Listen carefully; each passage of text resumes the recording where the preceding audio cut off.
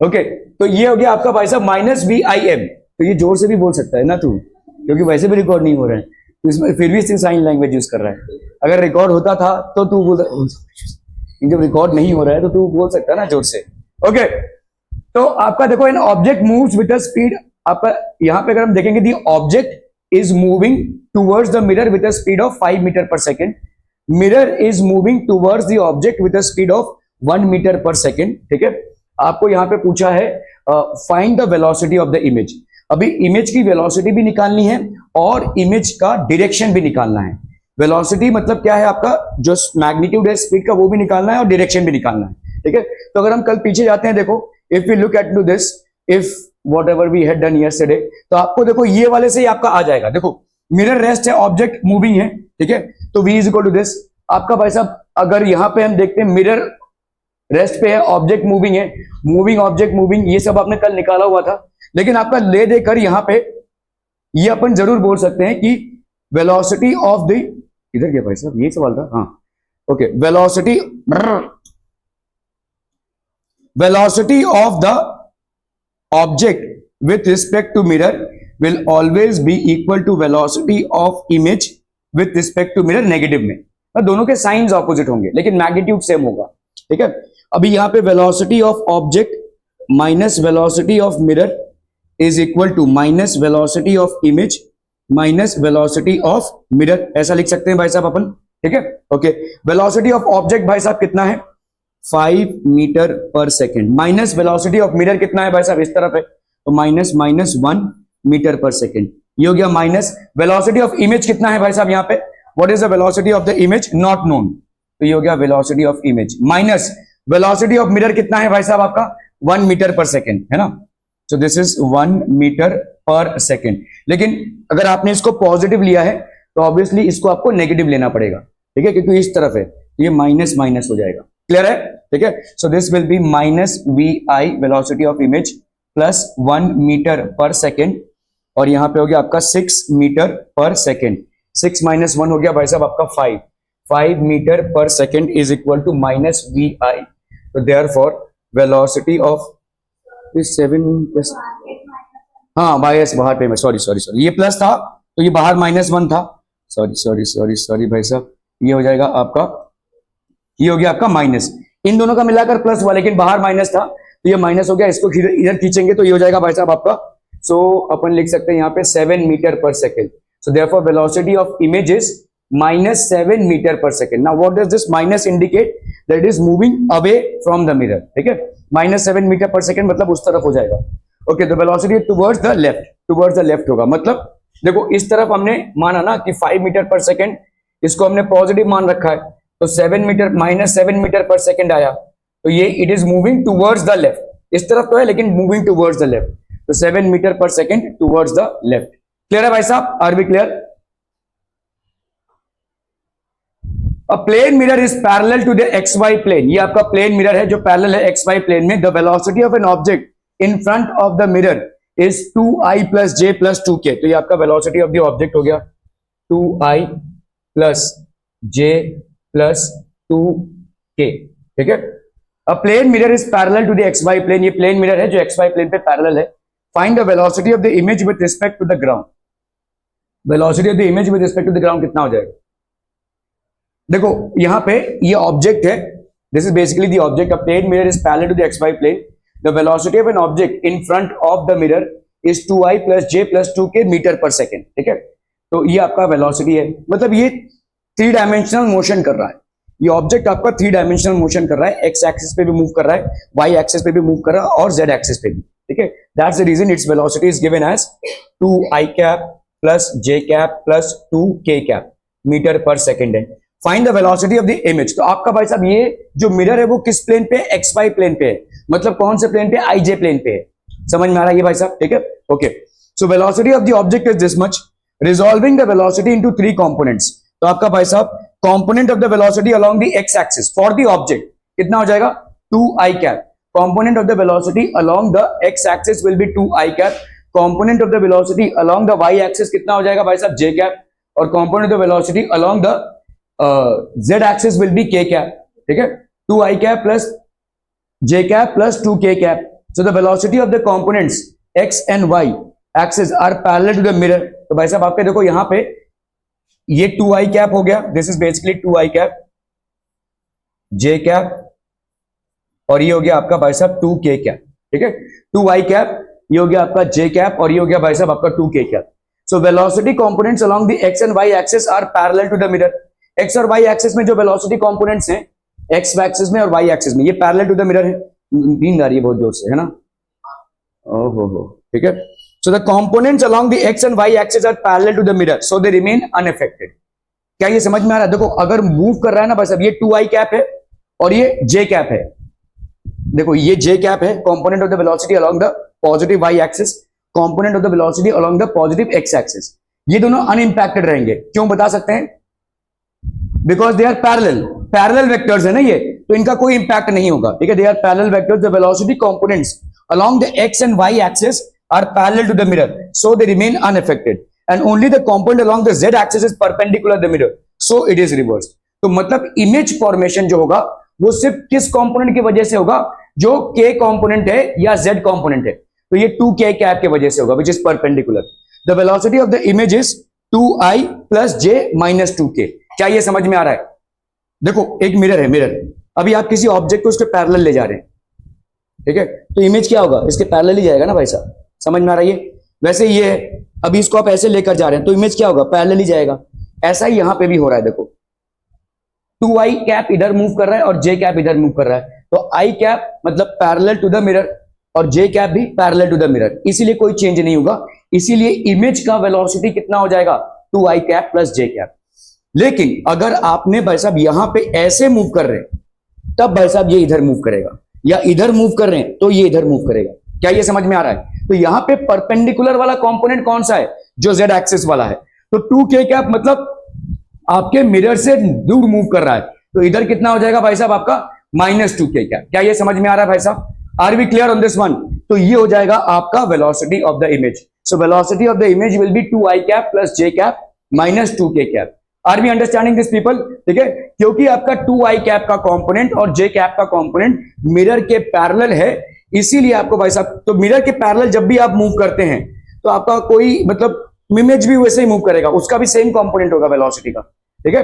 लेकिन मिरर के परपेंडिकुलर अगर आप मूव करेंगे टुवर्ड्स और away from the mirror, towards the mirror और away from the mirror, then you will see a negative velocity, corresponding velocity. तो क्योंकि यहां पे आपके z एक्सिस में 2k कैप पॉजिटिव है, तो इसीलिए आपका भाई साहब ये माइनस 2k कैप हो जाएगा. Are we clear on this one people? Clear है भाई साहब? Okay okay okay. A point object moves at a speed of 10 metre per second. एक पॉइंट ऑब्जेक्ट है जो कितने स्पीड से मूव कर रहा है? 10 metre per second, while making an angle of 60 degree with the x axis. तो x axis से भाई साहब ये 60 डिग्री का एंगल बना रहा है, ठीक है, एक पॉइंट ऑब्जेक्ट है.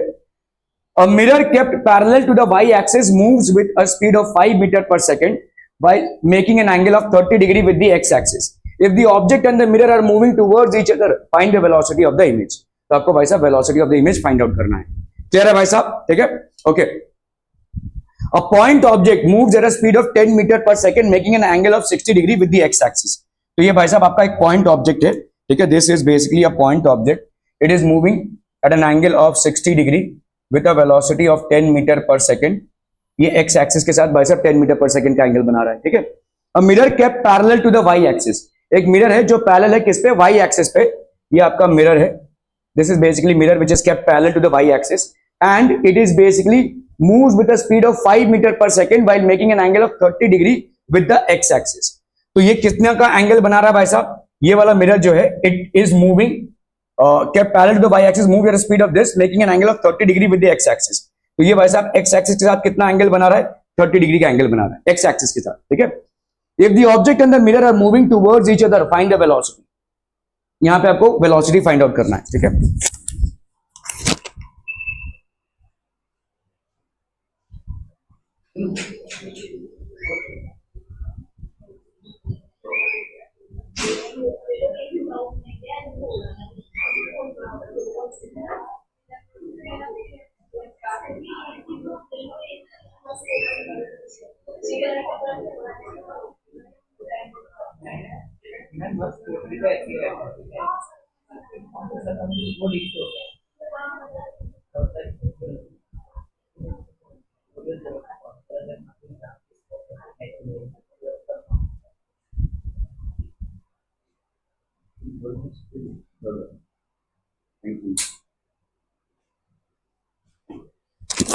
Okay, so velocity of the object is 10 meter per second and it is making an angle of 60 degree with the x-axis.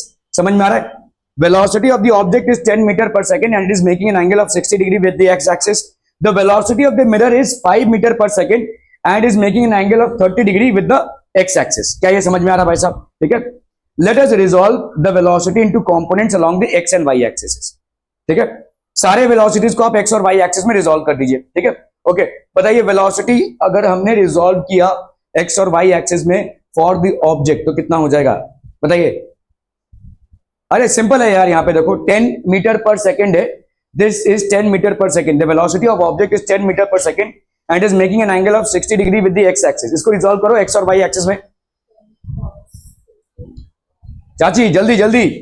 ये है वेलोसिटी, देखो x एक्सिस और ये हो गया y axis. The velocity of an object is 10 metre per second. 10 metre per second making an angle of 60 degree. तो ये कितना हो जाएगा बोलो? 10 cos 60 और ये कितना हो जाएगा बोलो? 10 sin 60. ठीक है, अभी कर लो भाई साहब, इसका क्या हो जाएगा? और ये 10 cos 60 क्या है? आई कैप है. 10 sin 60 क्या है भाई साहब? आपका जे कैप है. 10 cos 60 तो आपका वेलोसिटी ऑफ द ऑब्जेक्ट कितना हो गया? 10 cos 60 प्लस 10 sin 60 जे कैप है ना, आई कैप. क्या ये समझ में आ रहा है सबको? I cap along the X axis और आपका J cap along the Y axis. नहीं ठीक चलेगा. ओके, 10 cos 60 आई कैप और ये हो गया 10 sin 60 जे कैप. क्लियर है भाई साहब? तो 10 cos 60, जब भी कुछ बोल ये बहुत हंसती है भाई साहब. ये अनुष्का ये आपकी फ्रेंड है भाई साहब. ठीक है, 10 cos 60 तो 10 cos 60 की वैल्यू कितनी हो जाएगी भाई साहब? बोलिए जल्दी. Half I cap plus 10 sin 60. sin 60 की वैल्यू कितनी हो जाएगी? √3/2 जे कैप 2 5 आई कैप प्लस 5 √3 जे कैप. ठीक है, आर वी क्लियर? ये हो गया भाई साहब ऑब्जेक्ट का वेलोसिटी. मिरर का वेलोसिटी बताइए. मिरर का वेलोसिटी जल्दी से बोलना है भाई साहब. The mirror is making a mirror kept parallel to the y axis moves at a speed of 5 meter per second while making an angle of 30 degree with the x axis. 30 degree with the x axis कितना हो जाएगा भाई साहब? देखो यहां पे motion आपको देखो इसको समझो. ये आप ऑब्जेक्ट है, object is moving at 10 metre per second. ठीक है, और यहां पे हो गया 10 cos 60. इधर से 10 से cos 60 तो ये हो गया आपका 10 मीटर पर सेकेंड. ये हो गया आपका 10 cos 60. ठीक है, तो motion perpendicular to the mirror. Now अभी अगर हम मिरर का देखेंगे भाई साहब तो ये पैरेलल टू क्या है? वाई एक्सिस है. ठीक है, पैरेलल टू वाई एक्सिस है और ऐसे जा रहा है. देखो ऐसे, समझ में आ रहा है? ये मिरर देखो ऐसे जा रहा है, मतलब वाई एक्सिस के साथ उसकी पैरेलल बनी हुई है और ये ऐसे जा रही है. क्लियर है? ठीक है, so it is kept parallel to the Y axis. It is moving at 5 metre per second making an angle of 30 degree with the X axis. क्या ये समझ में आ रहा है भाई साहब? ठीक है, ओके. ये आपका समझ लो एक्स एक्सिस है और ये आपका वाई एक्सिस है. ये हो गया ऑब्जेक्ट का मोशन और ये हो गया भाई साहब इमेज अपना मिरर का मोशन. ठीक है, motion perpendicular to the mirror. The velocity of the image along the X axis. अगर हम एक्स एक्सिस की बात करें तो velocity of the image with respect to the mirror along the X axis will be equal to minus of velocity of the image with respect to the mirror along the X axis. या उल्टा भी लिख सकते हैं, यहां पे VOM X axis will be equal to minus VIM X axis. ठीक है, फिर देखो वेलोसिटी ऑफ इमेज कभी भी is equal to minus velocity of object है. अभी हमने विद रिस्पेक्ट टू मिरर कर दिया तो विद रिस्पेक्ट टू मिरर हो जाएगा ये. ठीक है, तो वेलोसिटी ऑफ ऐसा लिख सकते हैं हम. ठीक है, ओके. अभी वेलोसिटी इसका मतलब क्या है? Velocity of I along x axis, image along x axis minus velocity of mirror along x axis. ये समझ में आ रहा है? इसको तोड़े हम. Velocity of image along the X axis minus velocity of mirror along the X axis. ये relative velocity होगी ना. ठीक है, ये क्या हो जाएगा भाई साहब? Velocity of object along the X axis minus velocity of mirror along the X axis. ठीक है, क्लियर है? ओके. तो अभी आप देखो भाई साहब यहां पे velocity of image along the X axis अगर हम इसको इधर लेकर आते हैं, इसका भाई साहब कितना हो गया? देखो minus VO velocity of object along the X axis plus velocity of mirror along the X axis. अभी इसको हमने इधर लिया माइनस नहीं प्लस होगा ना भाई साहब, ये प्लस होगा. Minus velocity of mirror along the X axis. ठीक है, तो ये हो गया कितना, minus velocity of object along x axis plus twice of velocity of mirror along the X axis. क्या ये समझ में आ रहा है? क्या ये समझ में आ रहा है बच्चा बाड़ी? ओके, तो velocity of image along the X axis, अभी velocity of object along the X axis निकालिए, कितना होगा एक्स एक्सिस में, मतलब 10 cos 60 आई कैप जे कैप क्या होगा, माइनस आई कैप माइनस जे कैप, है ना? जल्दी जल्दी जल्दी, ऑब्जेक्ट ऑब्जेक्ट का, ये ऑब्जेक्ट है 10 cos 60, ये हो गया velocity of object along the X axis, कितना हो जाएगा? अरे इजी है यार, 10 cos 60 आई कैप, सिंपल, ठीक है? तो ये हो गया आपका 10 cos 60, यहां पे आप इसको माइनस 10 cos 60 लिख सकते हैं। ओके, एक्स एक्सिस है, आई कैप हमने अभी तक पकड़ा नहीं है, तो ये आपका कितना हो जाएगा, देखो, to velocity of the mirror, अभी velocity of mirror along the X axis क्या होगा, 5 cos 30, लेकिन ये इस तरफ है तो इसलिए अपन को इसको नेगेटिव लेना पड़ेगा, ठीक है? So this will be 2 into minus 5 cos 30।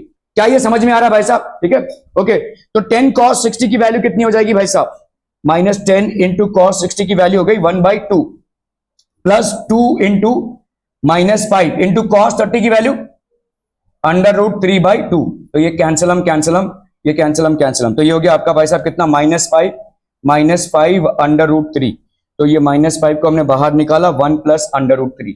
Making sense people? Clear है, क्लियर है, क्लियर है?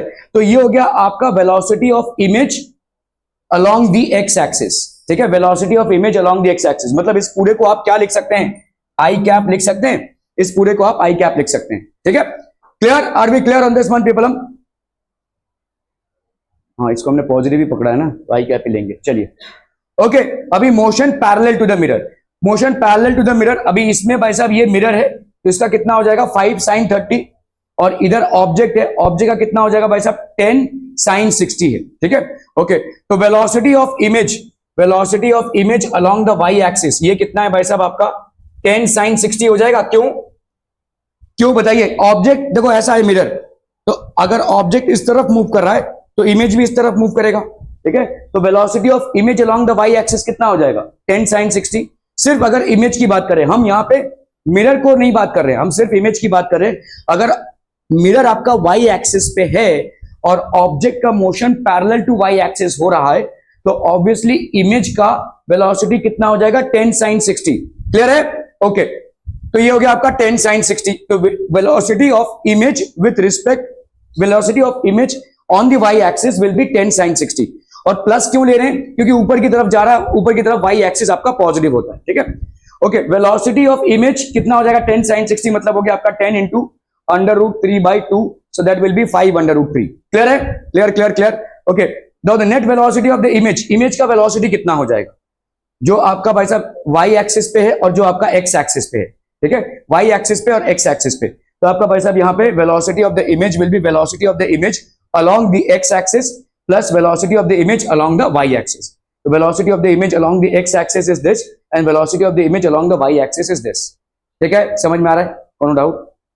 समझ में आ रहा है भाई साहब ये? ठीक है? सो ये आपका ये y axis पे फिक्स्ड है ना, तो अगर आप इसको भाई साहब ऐसे लेकर जा रहे हैं, ये आपका ऐसा मूव भले ही कर रहा हो लेकिन y axis पे फिक्स्ड है, ठीक है? तो velocity of the image will be velocity of the image along the x axis, unit vector आपने जोड़ दिया i कैप, और velocity of the image along the Y axis और यूनिट वेक्टर आपने जोड़ दिया j कैप, तो -5i plus √3 i cap 5 √3 j cap metre per second. Clear clear clear?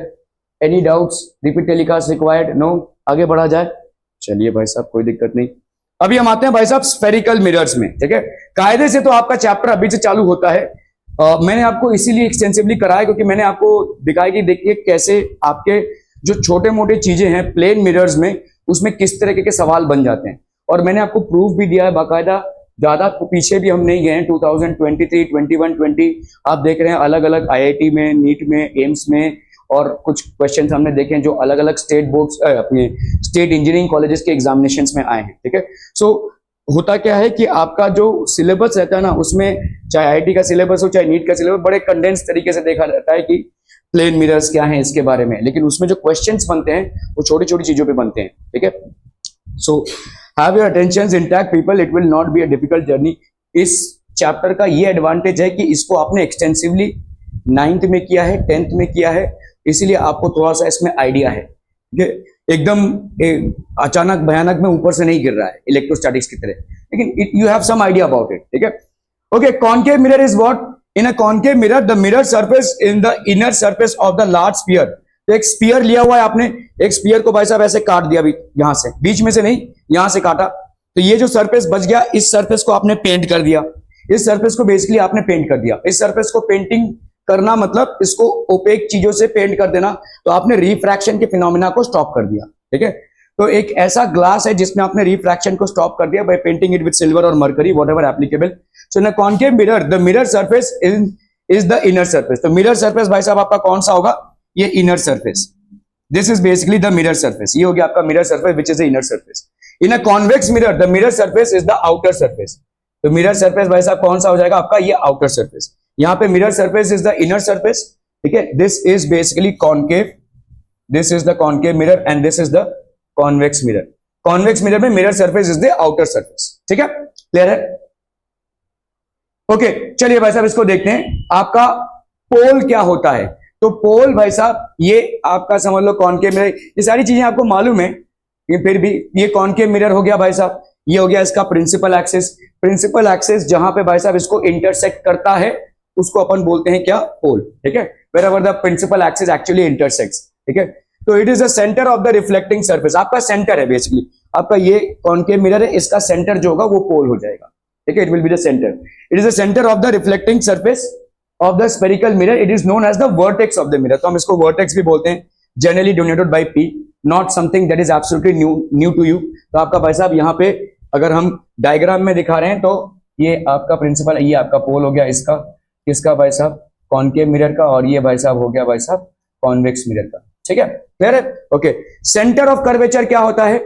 जिस स्फीयर से आपने एक कॉनकेव मिरर को बनाया है, तो समझ लीजिए एक स्फीयर था, इसका एक रेडियस होगा, आपने यहां से काट दिया इसको और इसके पीछे पेंटिंग कर दी या इसके आगे पेंटिंग कर दी, तो ये जो रेडियस है, जिस रेडियस से ये स्फीयर बना था उसको अपन बोलेंगे रेडियस ऑफ कर्वेचर, सिंपल, ठीक है। ओके, तो आपका भाई साहब रेडियस ऑफ कर्वेचर होगा क्या? और centre of curvature is basically the centre of the sphere of which the mirror is a part, centre of the sphere of which the mirror has been formed to be a part. तो centre of curvature of a spherical mirror is defined as the centre of the sphere of which the spherical mirror is a part, it is denoted by C. और आपके पोल और centre of curvature में जो distance है उसको हम major करते हैं और उसको बोलते हैं रेडियस ऑफ कर्वेचर। बहुत दुखी हो, क्या हो गया? सब ठीक ठाक है? ओके, तो ये हो गया आपका centre of curvature, centre of curvature.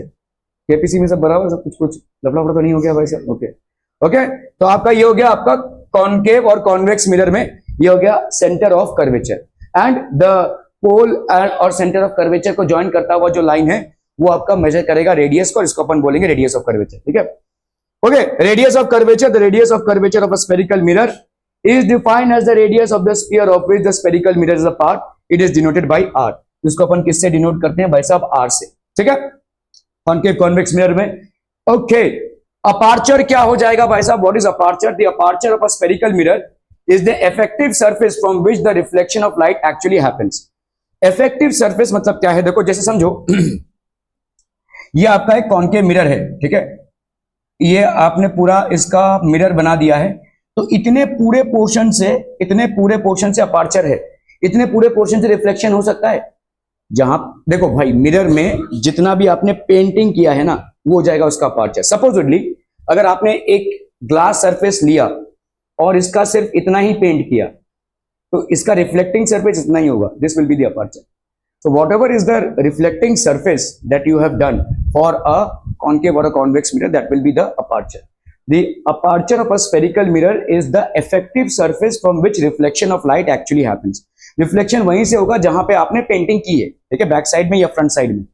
Principal axis कौन सा हो जाएगा भाई साहब? Is the line joining the pole and the centre of curvature. तो ये सेंटर ऑफ कर्वेचर और पोल को ज्वाइन करता हुआ जो लाइन है, चाहे वो कॉन्वेक्स मिरर हो चाहे कॉनकेव मिरर हो, that is known as the principal axis. Focal point और फोकस जब रेज पैरेलल होते हैं प्रिंसिपल एक्सिस के, after they strike the mirror they will pass through the focus of the mirror, ठीक है। So that is called the focal point और focus is the point of the principal axis where all rays parallel to the principal axis meet after being reflected from the mirror. ये होगा in case of concave mirror. Convex mirror में they will appear to be नींद आ रही है, नींद आ रही है, झूठ मत बोल, आ रही है कि नहीं आ रही है ना? आ रही है ना, नींद आ रही है ना? तो मैं क्यों क्या मालूम तू सोकर आएगी, तेरी आंखें बंद हो रही है वो देख रहा हूं मैं, ठीक है? तो ये आपका भाई साहब पैरेलल, नींद आ रही है कि नहीं आ रही तेरे को? नहीं आ रही है, उतना नहीं मतलब आ रहा है। तो ये आपका पैरेलल है। अगर भाई साहब यहाँ पे फोकस, तो आपके कॉन्वेक्स मिरर के लिए क्या फोकल पॉइंट हो जाएगा कि आपका जो फोकस है that will be a virtual focus. Concave mirror के लिए आपका रियल फोकस होगा जहां पे एक्चुअली रेस कन्वर्ज करेंगे, और कॉन्वेक्स मिरर के लिए वर्चुअल फोकस होगा, they will appear to be coming from the focus. क्या ये समझ में आ रहा है? ये आपका भाई साहब कॉन्वेक्स मिरर के लिए वर्चुअल फोकस होगा, वर्चुअल फोकस, ठीक है? और कॉन्केव के लिए रियल फोकस, ठीक है? कॉन्केव मिरर के लिए रियल फोकस होगा, कॉन्वेक्स मिरर के लिए वर्चुअल फोकस होगा। क्लियर है? Earlier in the study of plane mirrors, we have taken all the measurements। अभी आपका भाई साहब साइन कन्वेंशन है, इजी सा सीन है भाई साहब। यहाँ पे देखो आपका प्लस माइनस, आपको अगर कार्टेशियन सिस्टम समझ में आता है तो साइन कन्वेंशन में कोई दिक्कत नहीं होगी, ठीक है? साइन कन्वेंशन, सारी चीजें जो आपके भाई साहब मिरर के इस तरफ होती हैं, they are taken as positive along this, ठीक है? एंड सारी चीजें जो आपकी इस तरफ होती हैं उनको हम नेगेटिव लेते हैं। सारी चीजें जो भाई साहब यहाँ पे होती हैं उनको हम पॉजिटिव लेते हैं। ऊपर क्या क्या गिनेंगे आप? इमेज हाइट, ऑब्जेक्ट हाइट, ये सब आपके भाई साहब हो जाएंगे। और सारी चीजें जो इसके नीचे होंगी, ठीक है, इमेज हाइट और ऑब्जेक्ट को तो ऑब्वियसली हम कभी भी ऐसा नहीं रखते हैं, लेकिन इमेज हाइट जनरली हमारा हो जाता है। तो जो भी इस तरफ होगा, चाहे इस तरफ हो चाहे इस तरफ हो, लेकिन वो नेगेटिव माना जाएगा, ठीक है? ये आपका प्लेन मिरर का है। तो प्लेन मिरर में जो साइन कन्वेंशन एप्लीकेबल होता है वही आपका कॉन्वेक्स और कॉन्केव मिरर में भी होता है। यहाँ पे जो प्लेन मिरर के कार्टेशियन सिस्टम्स हैं वो ओरिजिन से पास हो रहे हैं। यहाँ पे भाई साहब आपका जो ये this is basically the Cartesian system, ठीक है? क्लियर है? और यहाँ पे भी आपका this is the Cartesian system. Okay, so earlier in the study of plane mirrors we have taken all the measurements as positive on the polish side of the mirror, and we have taken all measurements as negative on the mirror side of the reflecting surface. Similarly, for spherical mirrors, we follow the same convention. The other way of choosing the signs is based on the direction of incident ray. ठीक है? All distances are measured from the pole. सारे distances को हम पोल से major करते हैं इन case of spherical mirrors, ठीक है? तो आपके जितने भी वर्चुअल इमेजेस होंगे दे will be having a positive value, और हमेशा हम ज्यादा करके ऑब्जेक्ट्स को इधर ही रखते हैं, तो आपका ये जो ऑब्जेक्ट डिस्टेंस है this generally happens to be negative, ठीक है? All distances are measured from the pole, the direction of the incident ray is positive. Direction of incident ray हमेशा आपका क्या होगा? पॉजिटिव होगा, ठीक है? क्यों डायरेक्शन ऑफ इंसिडेंट रे पॉजिटिव क्यों? हाँ, तो ऐसे जा रहा है तो क्यों पॉजिटिव होगा? अरे इस तरफ पॉजिटिव क्यों होगा? ऐसे जाएगा तो पॉजिटिव क्यों होगा? डायरेक्शन ऑफ इंसिडेंट रे पॉजिटिव क्यों? आप नहीं देखो, ये आपका कार्टेशियन सिस्टम है ना, तो अगर आपका ये जा रहा है incident ray, it is moving towards which direction? Positive X direction है ना ये, so it is basically moving towards positive X direction, that's the reason it is considered as positive. आप बोलोगे कि भाई साहब आपने ये मिरर लिया हुआ है, ऑब्जेक्ट को तो आपने ले लिया भाई साहब नेगेटिव, ये वाला तो आपने माइनस यू ले लिया है, तो लेकिन आप इंसिडेंट रे को, वेक्टर को आप पॉजिटिव क्यों ले रहे हो? तो द आंसर इज कि इंसिडेंट रे का जो डायरेक्शन है वो पॉजिटिव है। इंसिडेंट रे का डायरेक्शन पॉजिटिव है, आपका भले ही ऑब्जेक्ट डिस्टेंस नेगेटिव हो, ठीक है, लेकिन इंसिडेंट रे का डायरेक्शन पॉजिटिव है। Why? Because it is moving along the positive direction of x axis. समझ में आ रहा है भाई साहब ये? ठीक है, okay. The all distances are measured from the pole, the direction of the incident ray is positive, so the measurements from the pole along the direction of the incident ray are positive, ठीक है? The direction of opposite to the incident ray is negative. ये थोड़ा सा complicated definition है। So the measurements from the pole opposite to the direction of incident ray are negative, ठीक है? Clear है? Okay, लेकिन आप इसको कर चुके हैं तो आपके लिए कोई दिक्कत नहीं होगी डायरेक्शंस को समझने के लिए, और अगर दिक्कत होगी तो बहुत दिक्कत है। फिर तुम जा क्यों नहीं रहे भाई साहब? Let us take a concave mirror. तो आपने कॉनकेव मिरर ले लिया भाई साहब, ठीक है?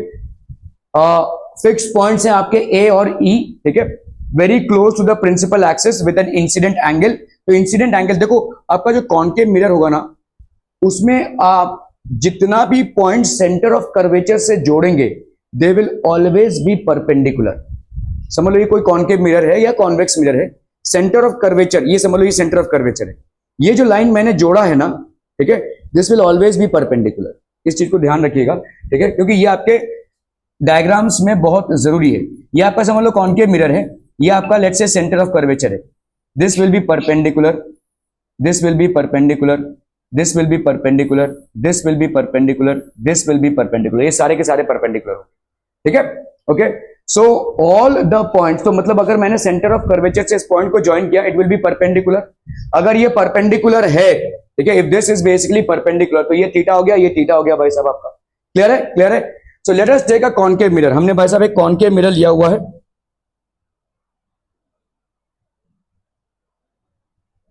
एक कॉन्केव मिरर लिया हुआ है। Two paraxial rays fall on the surface of the mirror at point A and E very close to the principal axis with an incident angle theta. तो आपका भाई साहब देखो, ये इंसिडेंट रे क्यों हो गया, ये इंसिडेंट एंगल थीटा कैसे हो जाता है भाई? ये तो रे है जो पैरेलल है किसके, प्रिंसिपल एक्सिस के। एक रे है जो पैरेलल है प्रिंसिपल एक्सिस के और वो कॉन्केव मिरर पे स्ट्राइक कर रहा है। मैं बोल रहा हूं ये इंसिडेंट एंगल थीटा कैसे हो गया? हाउ कैन यू से that this is the angle of incidence?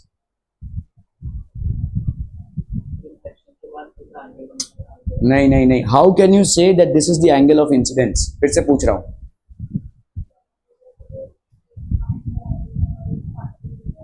जो जैसे लाइन जा रहा है वो क्या है? सही जा रहे हो, बोलो बोलो, सही बोलो। हाँ नहीं सही बोल रही है। अरे भाई देखो, ये जो है वो परपेंडिकुलर हुआ ना, सरफेस पे परपेंडिकुलर है। तो अगर मैंने यहां से एक इंसिडेंट रे लिया जो इस पे स्ट्राइक कर रहा है, तो ये क्या हो जाएगा, नॉर्मल और रे में क्या एंगल बनता है, एंगल ऑफ इंसिडेंस बनता है, ठीक है। So that is the reason it is considered as the angle of incidence. जैसे आप किसी प्लेन मिरर में देखते हो तो ये नॉर्मल है, अगर इस सरफेस पे नॉर्मल है ना, प्लेन मिरर पे इस सरफेस पे आपने नॉर्मल ड्रॉ किया है, तो एट पॉइंट ऑफ इंसिडेंस अगर आपने, तो ये वाला एंगल आपका इंसिडेंस का एंगल बन जाएगा। वैसे ही यहां पे जितने भी लाइंस आप ड्रॉ करोगे सेंटर ऑफ कर्वेचर से मिरर को ज्वाइन करते हुए, सबके सब परपेंडिकुलर होंगे। तो इसका मतलब ये लाइन जो मैंने ज्वाइन किया है सेंटर ऑफ कर्वेचर से, ये मिरर के सरफेस पे परपेंडिकुलर है। तो इसी पॉइंट पे अगर कोई इंसिडेंट रे आता है, so the angle between the incident ray and this line will always be the angle of incidence. Are we clear? ठीक है, okay. So from A a normal is drawn to the surface that meets the centre of curvature. अगर normal को draw करेंगे तो obviously centre of curvature से जाएगा, ठीक है, ओके। तो अगर ये थीटा है तो ये वाला भी थीटा हो जाएगा। Principle of reflections are applicable to all surfaces, ठीक है, सारे सरफेसेस में प्रिंसिपल ऑफ रिफ्लेक्शन, चाहे प्लेन मिरर का सरफेस हो, कॉन्केव मिरर का सरफेस हो, कॉन्वेक्स मिरर का सरफेस हो, they will be applicable to all surfaces. So if this is theta, obviously this happens to be theta. Clear है? This is theta, this happens to be theta. अभी आप देखो यहां पे ये थीटा है तो ये थीटा हो गया। अगर हम यहां पे सेंटर ऑफ कर्वेचर ले रहे हैं तो ये आपका कितना हो जाएगा, दिस विल बी, देखो थीटा, और ये हो गया आपका थीटा। क्या ये समझ में आ रहा है? देखो ये अगर थीटा है तो ये थीटा होगा, angle of incidence is equal to angle of reflection. और अगर आप देखते हैं यहां पे भाई साहब ये फोकस है, फोकस से जा रहा है, फोकस क्या होता है भाई साहब, रेडियस ऑफ कर्वेचर का हाफ, ठीक है। तो अगर ये थीटा है तो ये वाला भी थीटा हो जाएगा। ये थीटा कैसे होगा बता सकते हैं? जेड बना रहा है, ये देखो पैरेलल लाइन है ये, सो पैरेलल लाइन के चलते ये आपके इंटीरियर ऑल्टरनेट एंगल्स हो गए। तो ये वाला थीटा हो गया और ये वाला थीटा हो गया, ठीक है। अभी हम आते हैं भाई साहब, एक थ्योरम आपने पढ़ा था, जैसे आप हॉस्पिटल में पैदा हुए घर तक नहीं पहुंचे, वो थ्योरम आपने पढ़ लिया था, ठीक है, रास्ते में ही पढ़ लिया था, that is called remote angle theorem, ठीक है। रोना भी चालू नहीं किया था आपने, पहले वो थ्योरम पढ़ लिया था। तो ये थ्योरम क्या बोलता है कि भाई साहब the exterior angle of a triangle is the sum of two interior opposite angles. ये आपका exterior angle of a triangle है, sum of two interior opposite angles. तो ये वाला एंगल भाई साहब कितना हो जाएगा, 2 थीटा। तू उससे पूछा है, हाँ तूने पढ़ा था क्या? तो क्या क्या पूछ रहा है बता? थीटा थीटा, तो ये हो गया आपका 2 थीटा। क्लियर है? Are we clear? Okay okay okay. तो आपका भाई साहब ये हो गया कितना, 2 थीटा, ये हो गया आपका थीटा। Are we understanding? देखो ये दोनों थीटा कैसे हो गए, angle of incidence is equal to angle of reflection. ये थीटा और ये थीटा कैसे हो गया, इंटीरियर ऑल्टरनेट एंगल्स। अभी ये दोनों बराबर थीटा और थीटा है, तो ये वाला 2 थीटा कैसे हुआ, रिमोट एंगल थ्योरम से। The exterior angle of a triangle is equal to sum of 2 interior opposite angles, ठीक है, क्लियर? Okay okay okay. तो आपका भाई साहब यहाँ पे 2 थीटा हो गया, this is basically 2 theta and this is theta, okay. So ये आपका फिगर बनता है जहां पे आपका ये पोल हो गया, this is 2 theta, this is theta. So obviously this is the focus and this is the centre of curvature. Clear clear भाई साहब? Okay okay okay.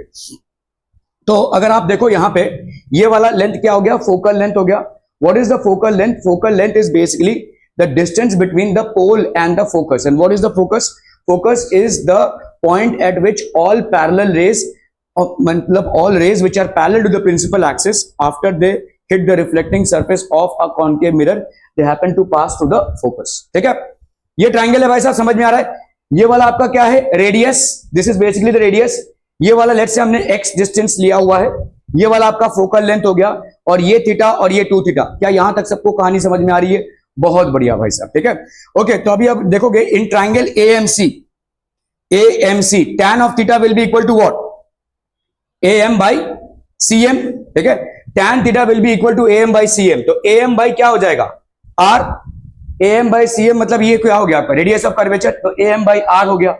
In triangle AMF tan 2 theta की वैल्यू क्या हो जाएगी? AM by FM, that is AM by F. क्या ये समझ में आ रहा है? tan थीटा की वैल्यू यहां पे कितनी हो गई भाई साहब? What is the value of tan theta? This is equal to AM by R. तो यहां पे tan 2 थीटा की वैल्यू कितनी हो गई? AM by F. ठीक है, तो फॉर वेरी स्मॉल एंगल हमको मालूम है कि जब ऑब्वियसली कॉनकेव और कॉन्वेक्स मिरर्स भाई साहब, जब बड़े बड़े मिरर्स नहीं होते, छोटे मिरर्स हैं. ठीक है, तो फॉर वेरी स्मॉल एंगल हम मान सकते हैं कि tan थीटा की वैल्यू भाई साहब किसके बराबर है? थीटा के बराबर. और साइन थीटा की वैल्यू भी किसके बराबर है? थीटा के बराबर. This theta is never taken in degrees, it is taken in radiance. ये याद रखिएगा, this is always taken in radiance. ठीक है, ये जो tan थीटा आप थीटा बोल रहे हो, तो इसका मतलब ये नहीं है कि tan 50 degrees will be equal to 50 degrees. No.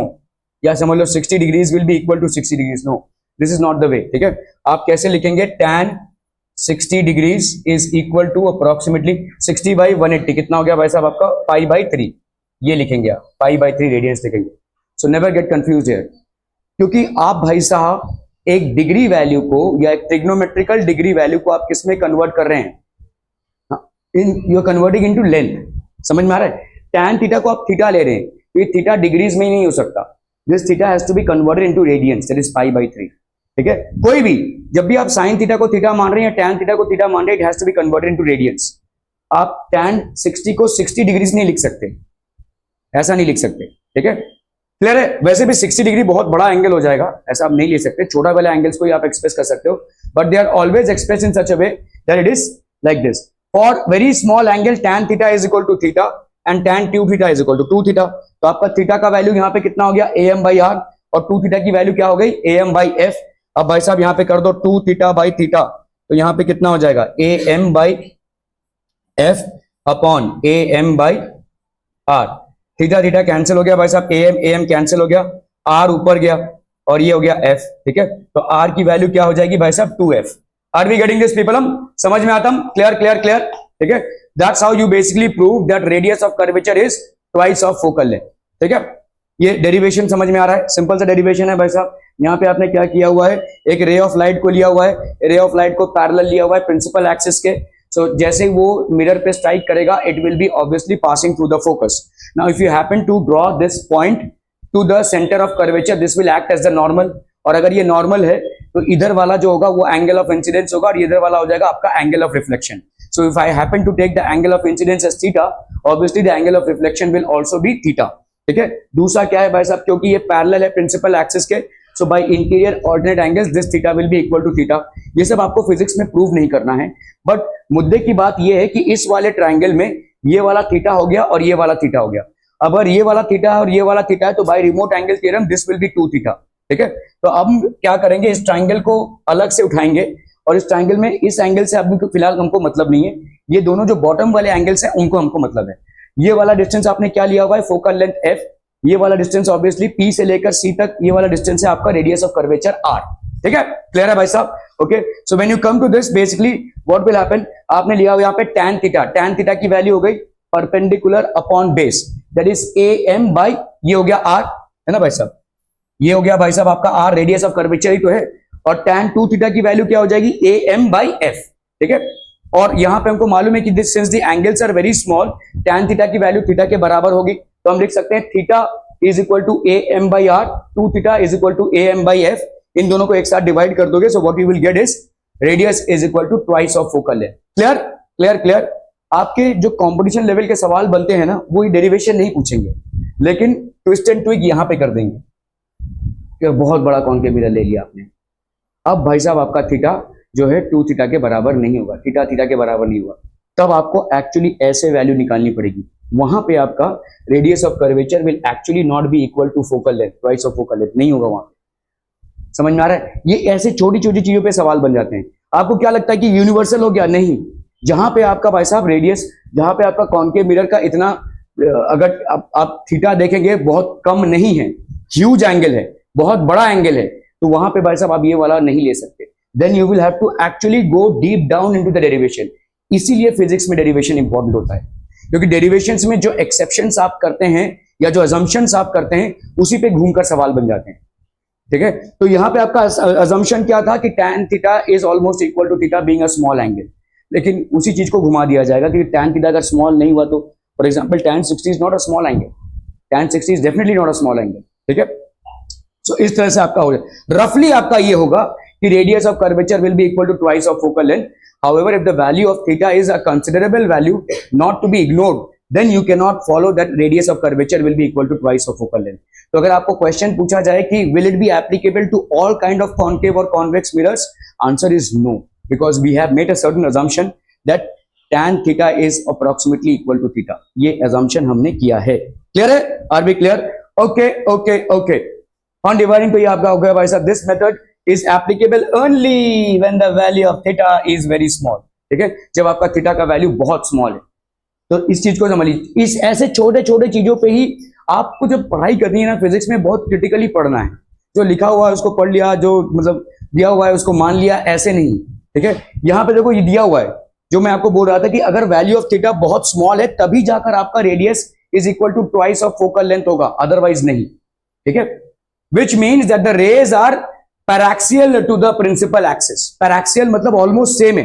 Paraxial मतलब क्या होता है कि ये आपका देखो, पैराक्सियल मतलब ऑलमोस्ट सेम रे, ये दोनों ऑलमोस्ट सेम रे। ठीक है, paraxial to the principal axis. If the thing angle theta is not small, other method should be used. यहां पे दूसरा मेथड यूज होगा। क्या ये समझ में आ रहा है? ये सब आपके बुक्स में नहीं लिखे रहेंगे, but you have to study this critically. ये आपको क्रिटिकली पढ़ना पड़ेगा। ठीक है, जहां पे भी फिजिक्स में एक्सेप्शंस बनते हैं, अजम्पशंस आपने किए हैं किसी डेरिवेशन के लिए, उसी पे ट्विस्ट एंड ट्विक करके सवाल बन जाते हैं। Be careful about it. Okay, we will now do the same derivation but for convex mirror. Let us take, तो अब यहाँ पे कॉन्वेक्स मिरर लिया हुआ है, तो ये हो गया आपका convex mirror. Ray of light आ रहा था, ठीक है, सेंटर ऑफ कर्वेचर से क्या किया है भाई साहब, आपने इस पॉइंट को ज्वाइन किया है। तो सेंटर ऑफ कर्वेचर से जैसे ही आप इस पॉइंट को ज्वाइन करेंगे तो ये क्या हो जाएगा, आपका 90 डिग्री बनाएगा। ठीक है, this will B basically 90 degrees. और अगर ये 90 डिग्री बना रहा है भाई साहब, तो ये आपका परपेंडिकुलर, देखो ये वाला जो लाइन है ये बेसिकली मिरर सरफेस पे क्या है, परपेंडिकुलर है। तो अगर ये परपेंडिकुलर है मिरर सरफेस पे, तो ये वाला और इस परपेंडिकुलर लाइन पे जो एंगल बन रहा है वो क्या हो जाएगा, angle of incidence. So this will be angle of reflection. ठीक है, are we clear on this वनम पीपलम? समझ में आता? ठीक है, from the diagram we can observe that the ray xa and the principal axis are parallel to each other. तो रे xa और the principal axis एक दूसरे के क्या है भाई साहब, पैरेलल है। ठीक है, सो ड्यू टू AC, तो हम यहाँ पे क्या बोल सकते हैं, देखो ये वाला एंगल और ये वाला एंगल भाई साहब क्या हो जाएगा, इक्वल। क्लियर है, ये वाला एंगल और ये वाला एंगल इक्वल हो जाएगा। अगर हमने भाई साहब इस रे को लिया, ठीक है, और इसको लिया, तो ये आपका क्या हो जाएगा, ये थीटा होगा। देखो ध्यान से, ये वाला रे और ये वाला रे क्या है, पिछली बार आपका थीटा थीटा के बराबर क्यों हुआ था, ऑल्टरनेट एंगल्स के वजह से। इस बार थीटा थीटा के बराबर क्यों होगा, स्मिथ भाई साहब इरशाद, जल्दी जल्दी आगे श्री। इस बार ये थीटा इस थीटा के बराबर क्यों होगा, नहीं, देखो ये लाइन है, ये लाइन है, अगर ये ट्रांसवर्सल जा रहा है तो ये वाला एंगल और ये वाला एंगल भाई साहब क्या हो जाएगा, this will be corresponding angles. तो ये आपका एक लाइन है पैरेलल और ये लाइन है, ये वाला जो नॉर्मल है जो सेंटर ऑफ कर्वेचर से पास हो रहा है इसको आप ट्रांसवर्सल मान लीजिए। तो ये ट्रांसवर्सल यहाँ पे अगर थीटा बना रहा है तो this will also be theta corresponding angles. तो ये थीटा और ये थीटा हुए कॉरेस्पॉन्डिंग एंगल्स। अभी आओ इस वाले लाइन पे, देखो ये वाला जो लाइन आपने ज्वाइन किया है फोकस से और ये वाला सेंटर ऑफ कर्वेचर से, दोनों क्रिस क्रॉस हो रहे हैं भाई साहब। अगर क्रिस क्रॉस हो रहे हैं तो ये वाला एंगल और ये वाला एंगल वर्टिकली ऑपोजिट एंगल्स हो जाएंगे। ठीक है, तो ये थीटा और ये थीटा क्यों बराबर हुआ, वर्टिकली ऑपोजिट एंगल्स के लिए। ये थीटा और ये थीटा क्यों बराबर हुआ, कॉरेस्पॉन्डिंग एंगल्स के लिए। क्या ये समझ में आ रहा है, बहुत बढ़िया भाई साहब। ठीक है, तो आपका ये थीटा और ये थीटा बराबर होगा। अब इस ट्रायंगल पे आ जाओ भाई साहब, ये वाला थीटा है और ये वाला भाई साहब आपका थीटा है। तो एंगल ए सी एम की वैल्यू कितनी हो गई भाई साहब, ये हो गया थीटा। ठीक है, तो अभी अगर आपने यहां से, तो due to A C this will be theta, corresponding to theta कौन सा हो गया भाई साहब,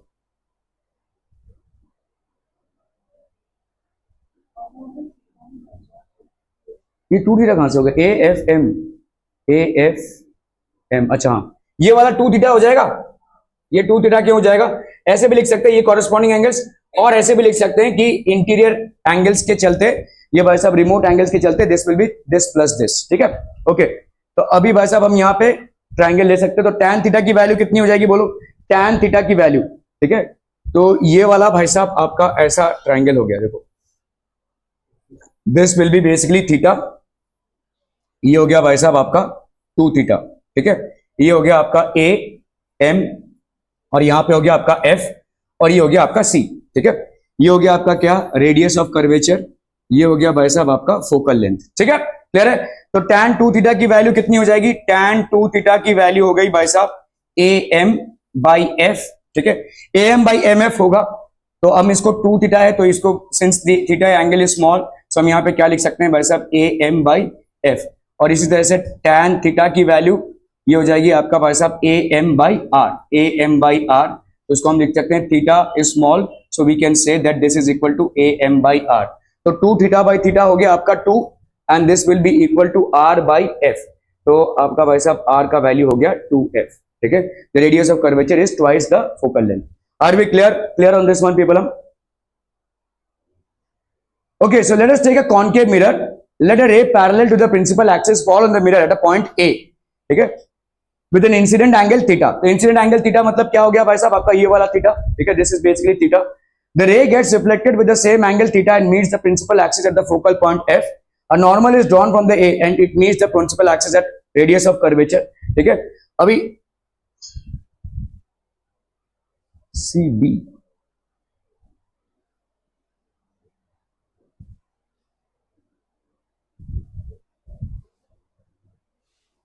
ओके ठीक है, तो आप देखो यहां से ये रे ऑफ लाइट आया, ये रिफ्लेक्ट होके कहां से गया, फोकस से गया, because we know that any ray of light which is parallel to the principal axis after reflection is going to pass through the focus. तो ये भाई साहब फोकस से पास हो रहा है। रेडियस ऑफ कर्वेचर से भाई साहब हमने इस पॉइंट पे अगर लाइन ड्रॉ कर दिया, सो this will be a perpendicular, तो ये हो गया आपका एंगल ऑफ इंसिडेंस और ये हो गया आपका angle of reflection. So this will B basically theta angle of incidence and this will be angle of reflection. अभी यहां पे आ जाइए, देखिए ये वाला आपका इंटीरियर ऑल्टरनेट एंगल्स हो रहा है, तो ये थीटा है, तो ये वाला भी आपका थीटा हो जाएगा, दिस विल बी थीटा। ठीक है, ओके। सो अभी हमारा ये ट्राइंगल हो गया, this is basically the triangle. अभी हमने समझो यहां से एक परपेंडिकुलर ड्रॉप किया है, इस AC पे हमने एक परपेंडिकुलर ड्रॉप किया है, ये थीटा है और ये थीटा है। तो ऑब्वियसली अगर हमने यहां से परपेंडिकुलर ड्रॉप किया है, so this will be r/2 and this will be r/2। कैसे r/2 क्यों हो जाएगा?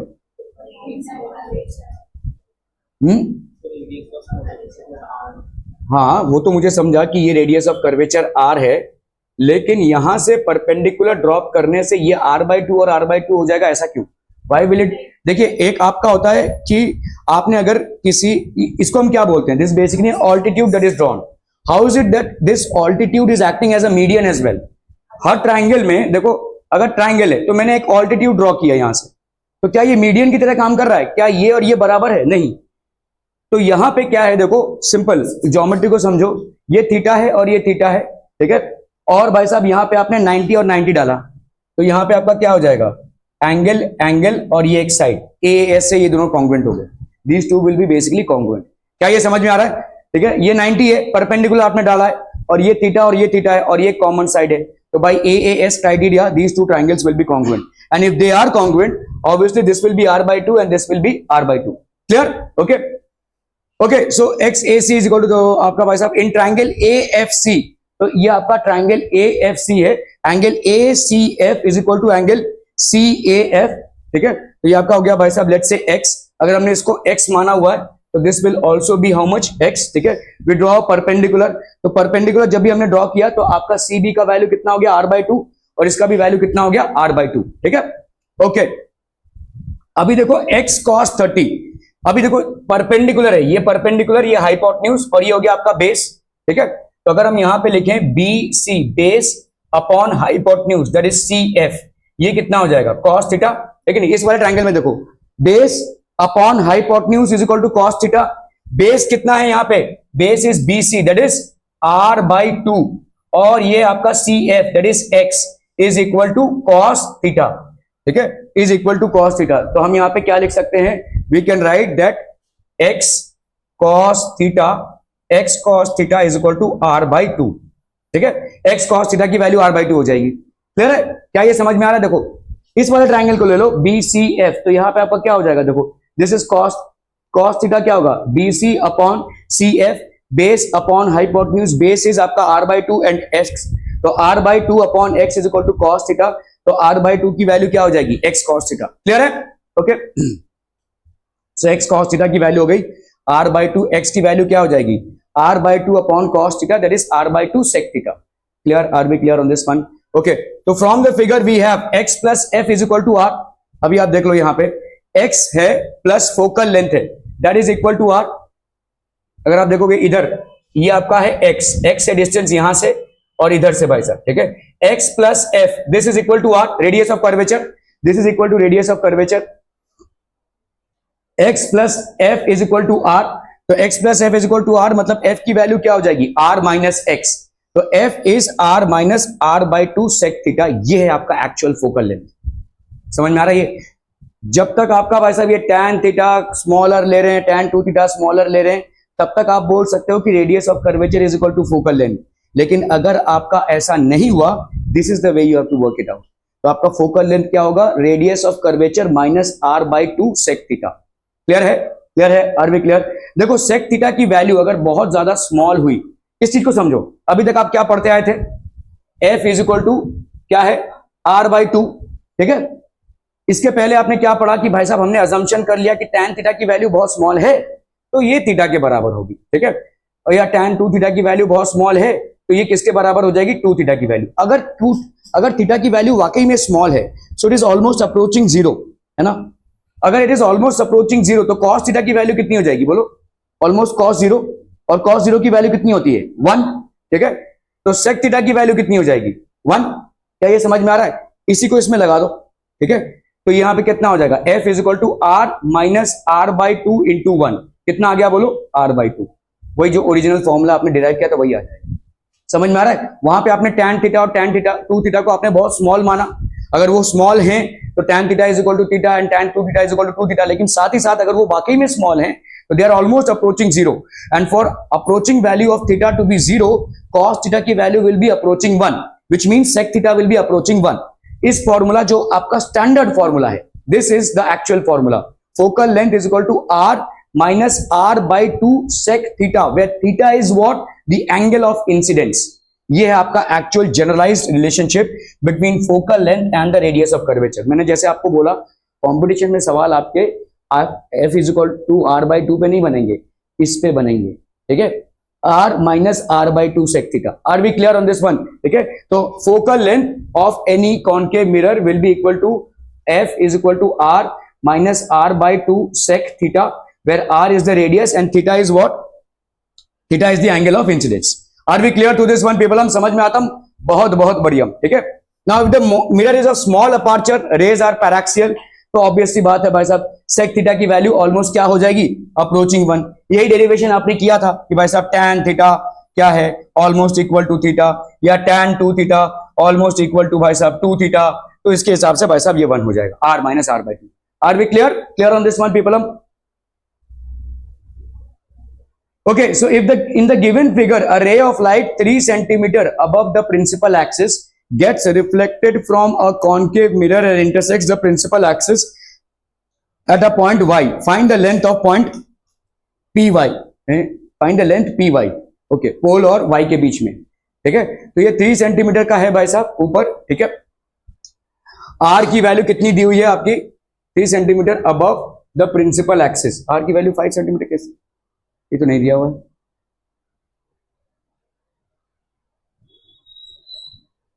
चलिए R यहां पे दिखा नहीं है, ठीक है, 5 सेंटीमीटर है ये, R की वैल्यू है कितनी 5 सेंटीमीटर, ठीक है। तो अगर ये 3 सेंटीमीटर है तो ये वाला कितना हो जाएगा भाई साहब 3, और ये वाला कितना हो जाएगा भाई साहब 5, ठीक है, 3 और 5। तो आप देख लो ये वाला हो गया, ये वाला हो गया आपका 5 और ये वाला हो गया आपका 3, तो ऑब्वियसली ये वाला कितना हो जाएगा 4, इसका आधा भाई साहब कितना हो जाएगा 2, ठीक है। ये हो जाएगा आपका फोकल। क्या पूछा है भाई साहब, find the length P Y.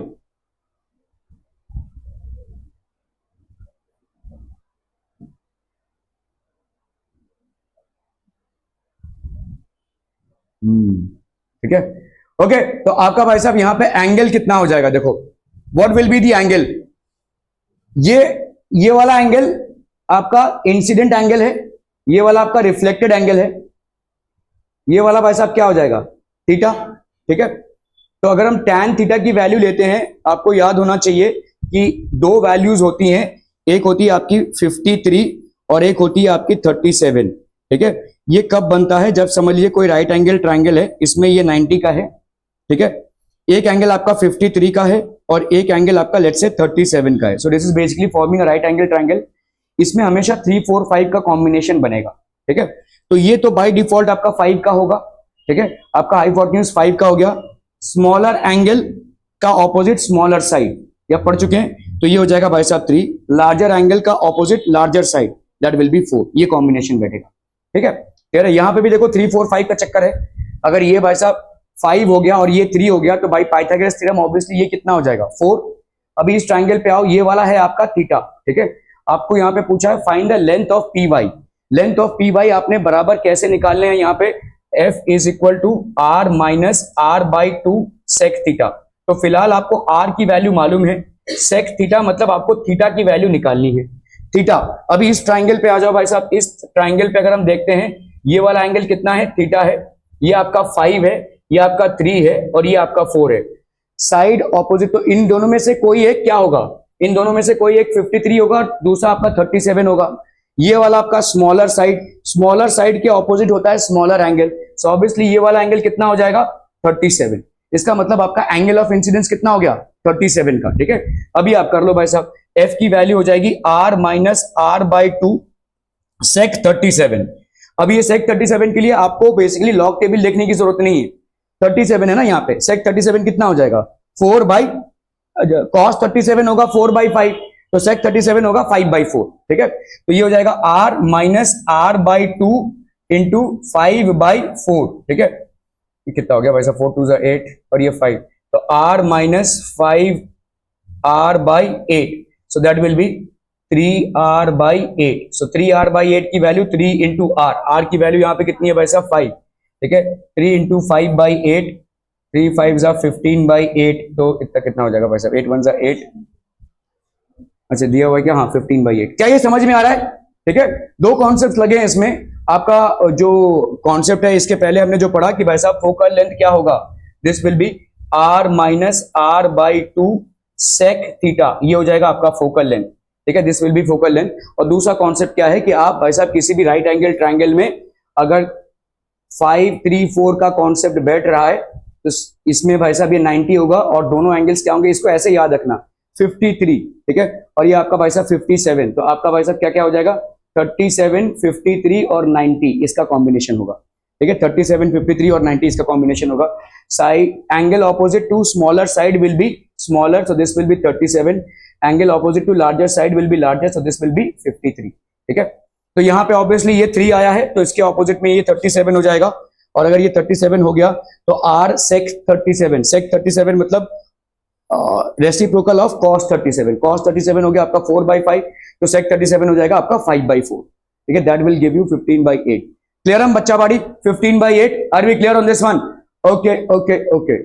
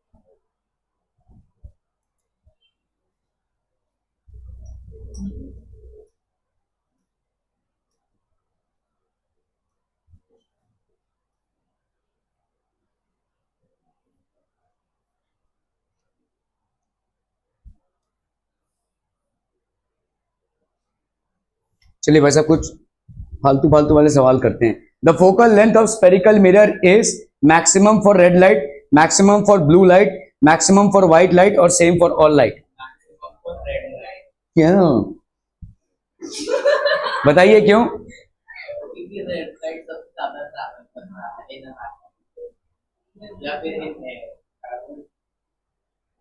Red light सबसे ज्यादा ट्रैवल करता है, तो उसके साथ फोकल लेंथ का क्या लेना देना है? रेड लाइट सबसे ज्यादा ट्रैवल करता है, उसके साथ फोकल लेंथ का क्या लेना देना है भाई साहब? सेम फॉर ऑल लाइट होगा ना. फोकल लेंथ का क्या लेना देना है?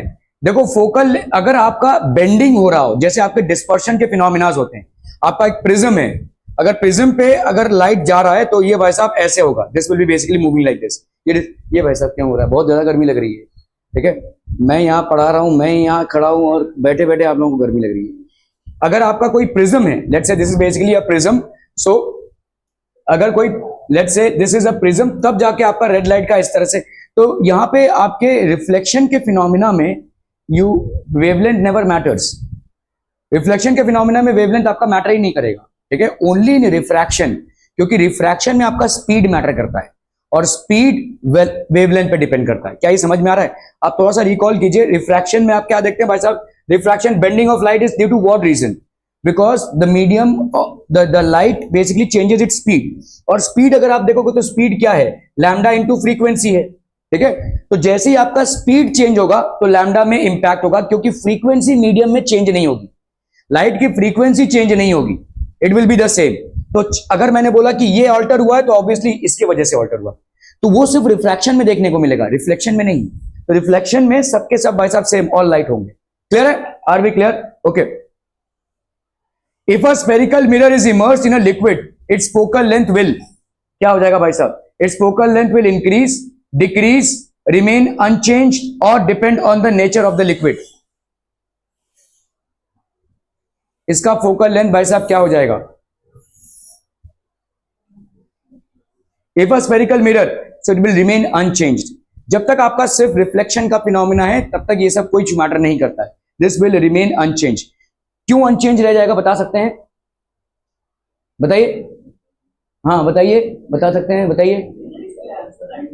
क्या बोलो? अरे फोकल लेंथ क्यों अनचेंज रह जाएगा? अगर मैंने इसको लिक्विड में डाल दिया, why will it remain unchanged?